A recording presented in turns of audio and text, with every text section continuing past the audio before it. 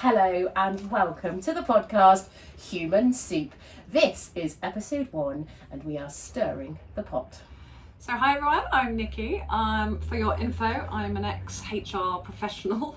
Don't know why I laughed at the word professional, I'm so sorry. But I've been in HR for 20 years and I think a lot of people meet me and go, really, you work in HR? But I did.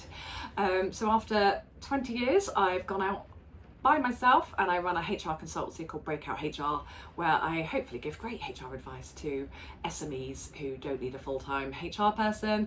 And it's always my goal to bring the human to HR, because I think over time we've got a bit of a reputation for being sort of robots and rule followers, but actually life is not that simple. So I try and bring that approach and that humanness and hopefully a little bit of personality along the way to what I do. I'm also going to say, what else are you, Nikki? What else am I? I'm a part-time singer on the side. So me and my other half are in a duo and we sing all around the local area, around Cirencester and beyond, at weddings and other things. We run an open mic and we run a stage now at the Phoenix Festival in Cirencester, which is awesome. And we like to give as many people as possible the opportunity to get up and sing for the first time, for the 100th time. Either way, you'll get awesome support and a huge cheer, because life's too short not to be awesome and show that people are. Yay, see? Yeah, not just a HR not just professional. HR, that would be dull. Who do that shit? Yeah, who do that shit?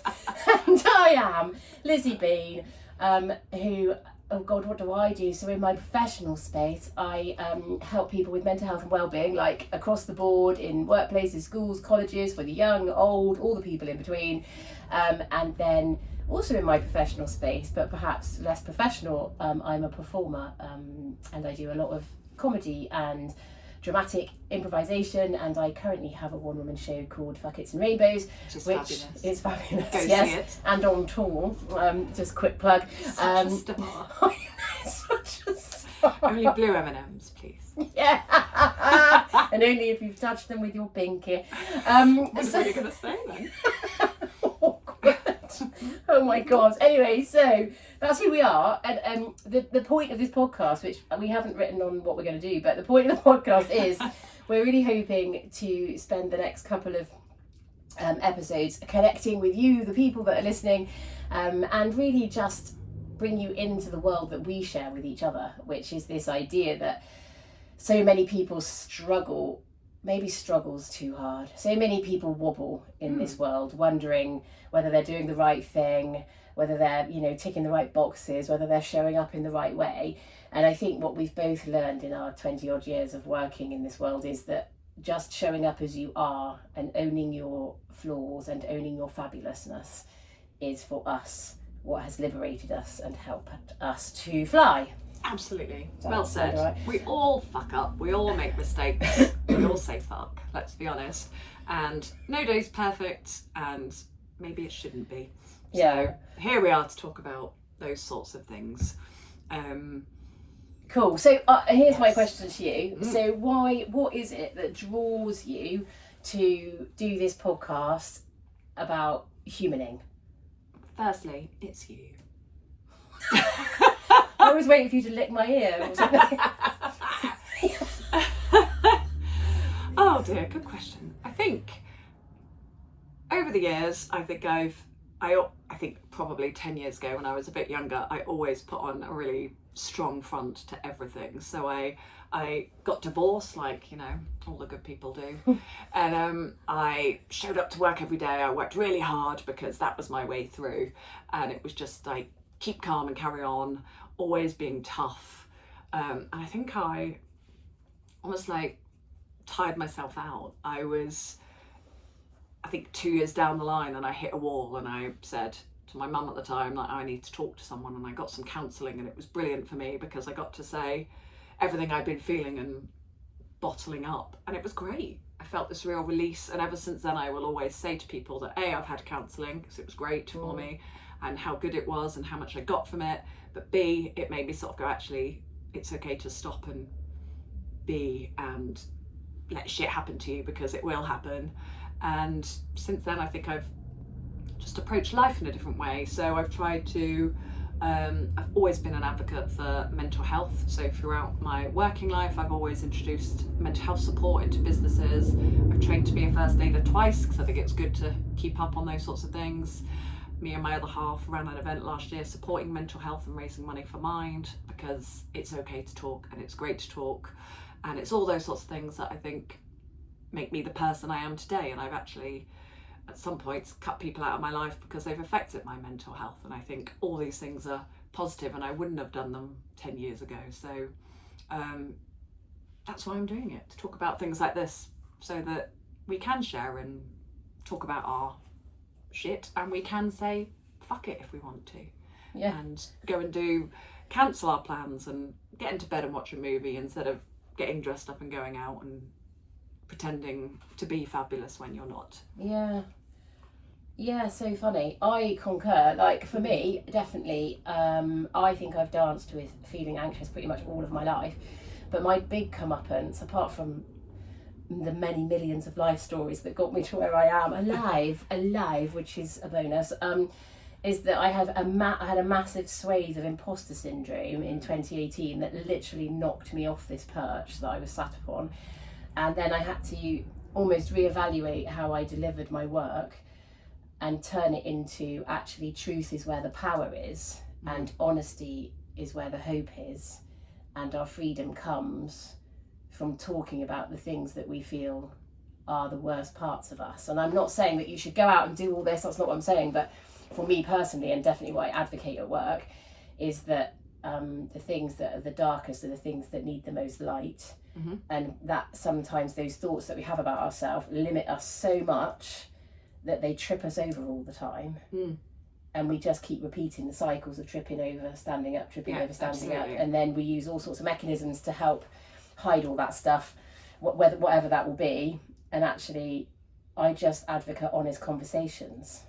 Yeah, definitely. And I think it's this time of year where I think we do get a bit over the top with what we feel we should be doing and what we should be saying and how we should be looking. And January is the classic New Year's resolution time where it's like, I must set myself 3 goals for the year, and so, I must be more fabulous this year than I was last. I mean, it's not obviously. It's not possible. It's not possible. So I've just thrown my notes to one side roughly because I think we're going to be fine.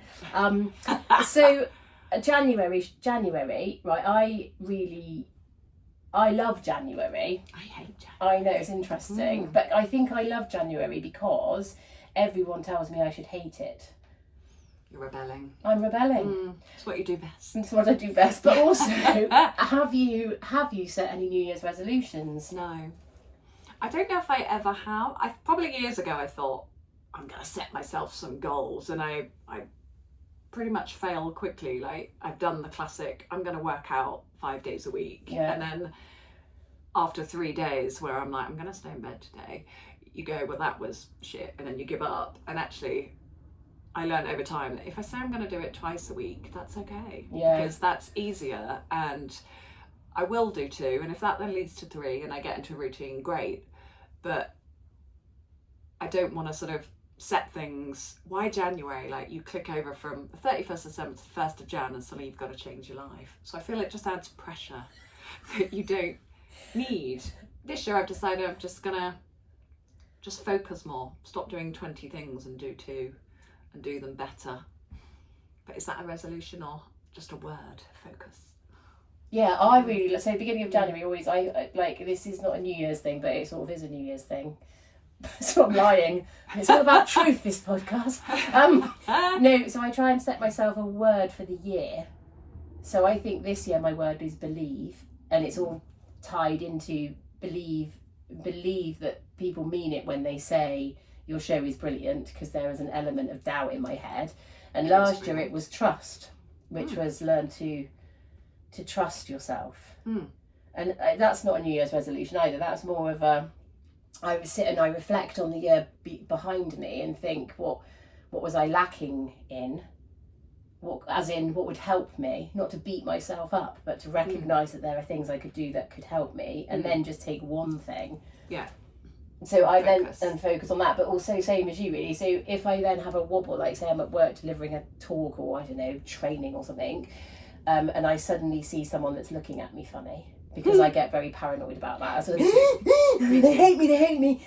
Is I think, no, you believe what you teach, so you believe in yourself. Like, yes. And it's pulling in the power. Yeah, I feel similar when I stand up and talk in front of people. You always, I've shared this before, and on something else, you latch on to the person with the resting bitch face. Yeah. And I've had this before. I've shared this before when we sing, and you'll look round the crowd because you scan the crowd, and you always find the one that grumpy face, the one that hates you. In your mind, you're going, this is shit, they don't like me, it's awful, even though everyone else in the crowd looks happy and they're enjoying it. And then at the end they come up to you and go, oh, that was brilliant, and tell your face. So and it is true. I always find the people that are the quietest are the ones at the end that will come and find me and say thank you. Yes. But it's just how they look when they're thinking. But also, isn't it fascinating how we think that we have to somehow convince the people that look like they hate us to love us? Yes.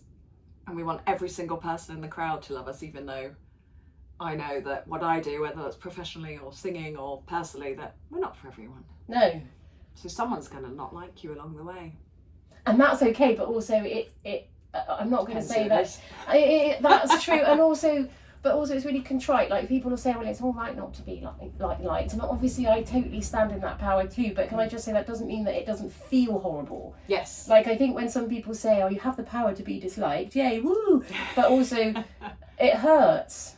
The rejection hurts. And if you are, if you struggle with RSD, which is rejection sensitivity dysphoria, which is like this really big physical response to rejection, it really, really hurts. And so, like, when I say to people, have the power to be disliked, it's more, but I understand that it doesn't feel nice. Yeah. But we're not here to prove our worth, to sit at people's tables. No. We're here to find the table with our name already on it. Wise. Got deep there. Yeah, I did a like you do in HR, and many things, personality profile, and there's something called Insights where it's colours based, and I'm a yellow, which I think pretty much says that I do feel a need to be liked. Yeah. It's part of my makeup that I need that sort of. I'm a social animal, so that's probably part of it. Is I like that sort of human interaction, but I need people to show me that they care. But also, I think, like, A, you're not alone with that, but B, it is really, I think intrinsic's the right word, that we all want to belong. And part of our survival instincts as humans is to have a bigger community to belong to, because within the community, that's where we find strength. And I would say that was true of everyone, like introvert, extrovert, doesn't matter. We still need to feel like somebody's got connected. Our back. Yeah. Yeah, absolutely. And I think just having a group, a person, anything to connect you is perfect. Yeah, and I think that's really, I was supposed to say why we chose Human Soup as the name of our podcast. Oh, yeah, and I was just then thinking, get a lot. I think that really sums up why we've called Human Soup, apart from the fact that it sounds a bit weird and we like comedy and we laugh a lot. But it's also this idea that in order to make a wholesome soup, right, it comes with lots of different things. You need different vegetables and different stock and pepper and spices and all that sort of stuff. And I think for every human being on the planet, what human soup we love the most is the one that's made up of all the things we need as people. Yeah, absolutely. But the bowl, maybe that was it, the metaphor, the bowl is the safety of your... The bowl is like, that's your safety, that's your community, that's what holds you safe. Yeah, I like that. And then what else do we need in our bowl to make the soup wholesome? Oh my God. And it's also a little ridiculous. It's also a little ridiculous. Which is don't also... put it into Urban Dictionary. Because it's not very nice. It's not that kind of show. No.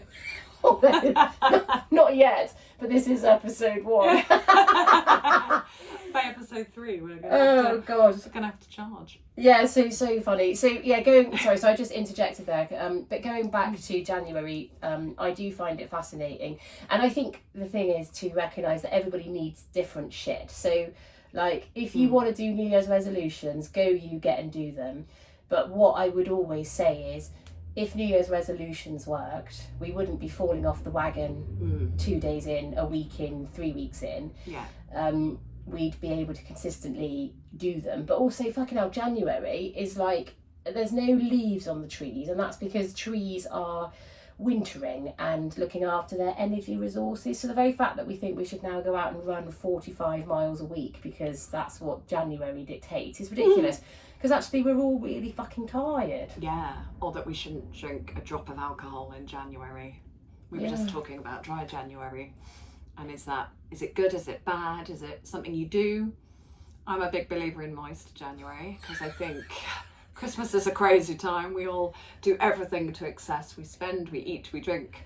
So I like to calm it down, but I would not put the pressure on myself to not drink at all. And I like a rum. You like a rum, but also isn't that just coming back to what's sustainable?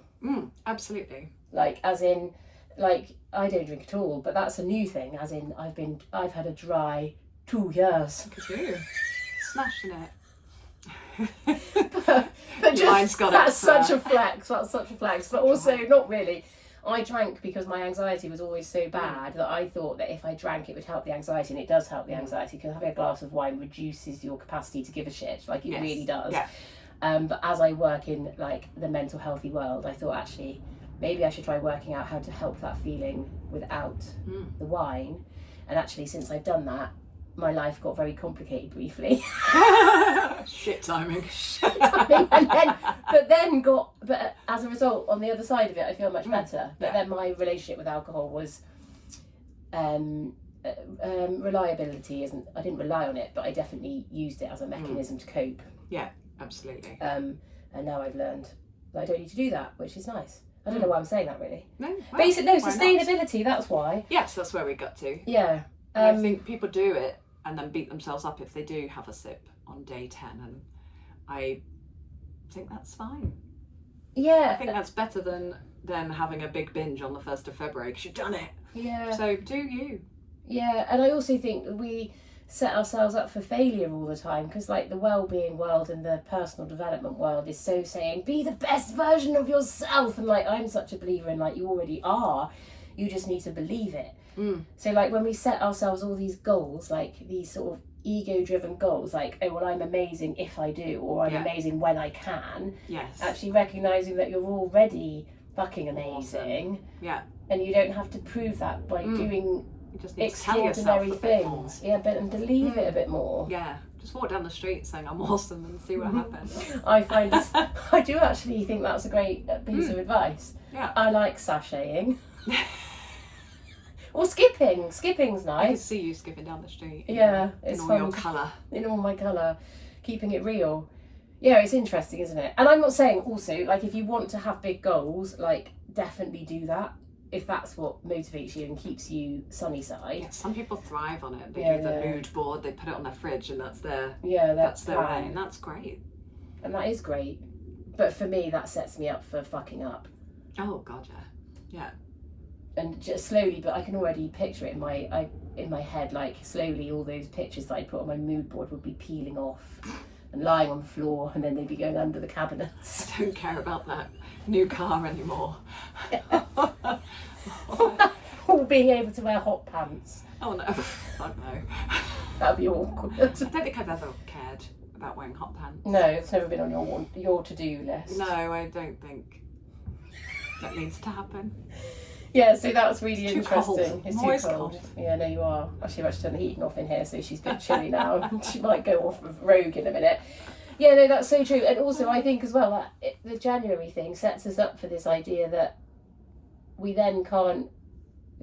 We're trying so hard to achieve that we don't talk about if we fail, and then that makes failing not allowed. But we're allowed to fail. Yeah, and I don't know about you. I've made my biggest learnings in life when I've messed something up.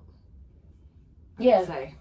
Well, I want to ask you what your biggest learnings have been. Not the failure itself, but the learnings. Oh, blimey. She wasn't ready for that. I wasn't. I feel like I'm in an interview. I don't know. I remember in my early career, I was, it was the first time I started to sort of manage people and start, that sort of journey. And I was mentoring someone and she gave us some feedback once, to cut a very long story short, that, I was almost too telly and not, I was, because I'm a doer, I think I jumped into like, let's get this shit done, rather than saying, what do you think? And sort of coaching and trying to help her grow. I was more of I thought I had to help her and to solve it for her. Oh yeah, okay. And so I got this feedback that actually she wants to do that. She just needs me to be there for guidance. And I think that was really good. It was quite, at the time I took it quite hard. I don't know why, because it was very valid.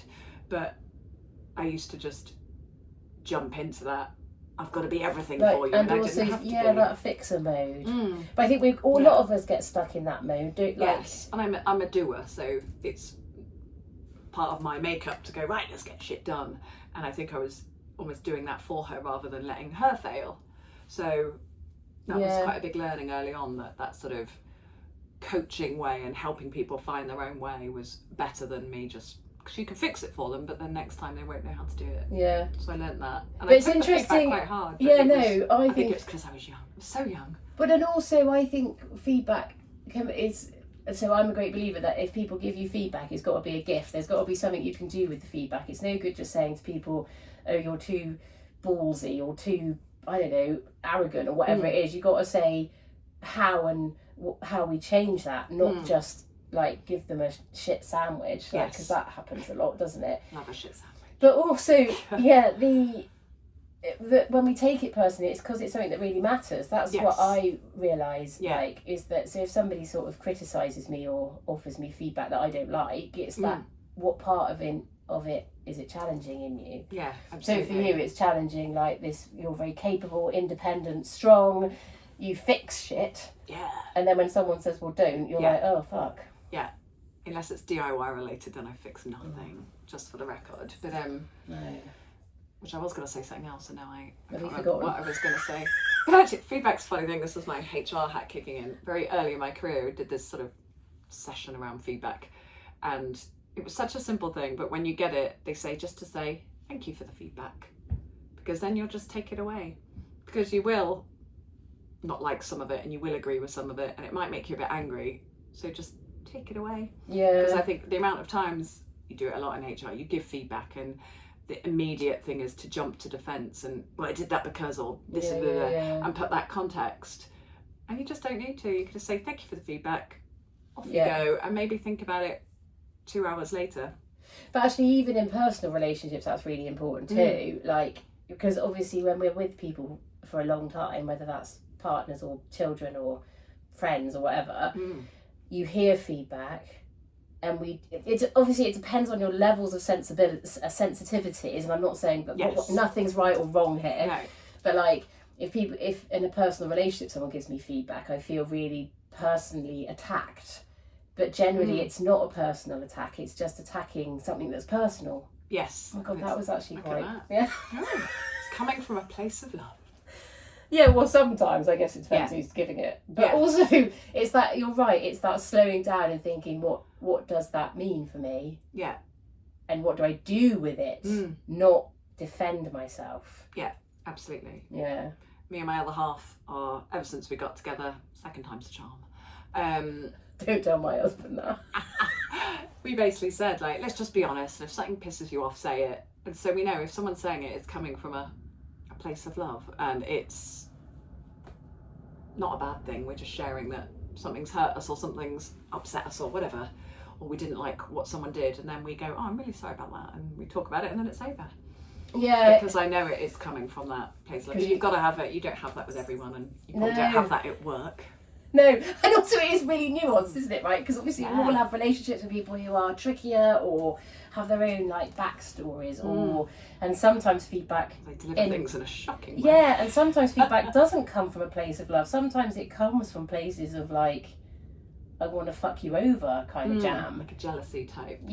Or whatever, but not motivated by motivated by I'm here to rise with you, but more, I don't really like you, so I'm going to give you a shit sandwich. Yeah, absolutely. And as I'm sure all our parents used to say, if you've got nothing nice to say, yes, say it all. Don't say that at all. Exactly. Thanks, Mum. That is so true. I do think this. We've rambled about many things today, but I do think like it's a good conversation.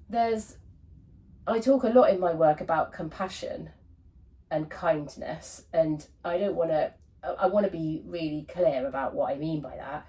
Is being kind doesn't mean self-sacrifice. No. And sometimes we let people speak to us and say to us things that aren't okay. and we're just accepting of it. But I think my thing is, don't take it personally, but you're allowed to assert yourself in those situations, Yes. but not necessarily at the same time. Yeah. God, it's so fucking complicated. That's why it's complicated, There you because go. there's too many people in the fucking soup. Life. Mental. We could have been a fish tank. You can't change it now. No, but we could have had We've our got a cool logo. we could have had our faces superimposed on like fish. Goldfish. Mark, mark. That would have been quite There funny. you go. I really like that funny blobfish. Have you ever seen a blobfish? No. Oh mate, I'm gonna send a blobfish out. I'm gonna put a blobfish on our Instagram Watch so that his people face. can see what it looks like. It's an Excellent. amazing creature. Yeah, no, fascinating. And I think why I'm sorry, I It's take gone rogue again. I know. It's going to happen a lot. Like I It's gonna said, happen a lot. it's how we roll. But I think what a part of this podcast is making sense of the ingredients in your soup. And if there is something complex that's going on for you at work, at home, whatever, is throw it our way and let us We'll talk about unravel it. Yeah. Because feedback is fine when feedback is helpful. Yeah. And generally it's not personal. Mm-hmm. And to look after yourself, but also assert yourself and allow yourself to say what you need too. Yeah, absolutely. So, yeah, I think that brings us to... Yeah. I don't know what we're going to talk about in episode 2. No. Hopefully you'll give us some suggestions. If not, me and Lizzie will do what we do best and sit here and ramble and talk a bit of bollocks and go off on a tangent. But it'd be great to know, is there anything you'd like to talk about? Is there anything that's on your mind? Yeah, currently going on in your world. And we'll bring the suggestions to our next episode. And do you know what we'll do? We'll stir the soup. There you go. See you in a couple weeks. Bye.